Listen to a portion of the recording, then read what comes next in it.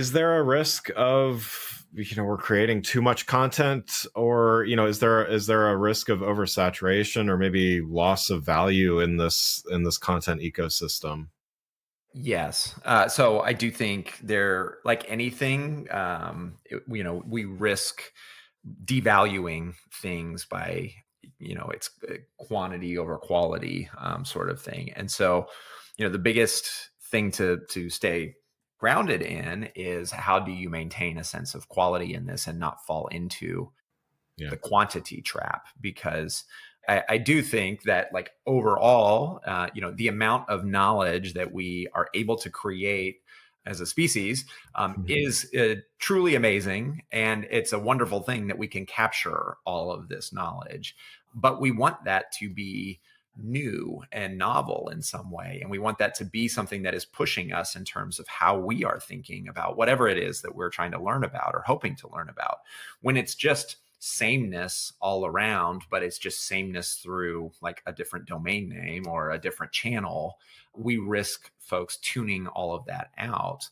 So I think being aware that, look, there's a risk here. We just oversaturate things, and then it's diminishing returns, should push us then in the direction of saying, like, well, how do we maintain high quality? And so that's Yeah. one of the things, because one of the elements of when we're trying to think about, like, how do we take something like WordPress and make it really exciting for large brands, one of our superpowers is just WordPress and our core technology, and then WordPress VIP. We're just faster than what typical enterprises are used to in the creation process. It's like, wow, Yeah. we spend 95% less time training people because they've just used this software, or it's intuitive, et cetera. So now we're spending less time in training and development, and now we're just spending more time creating. That's awesome, Yeah. and so we love that.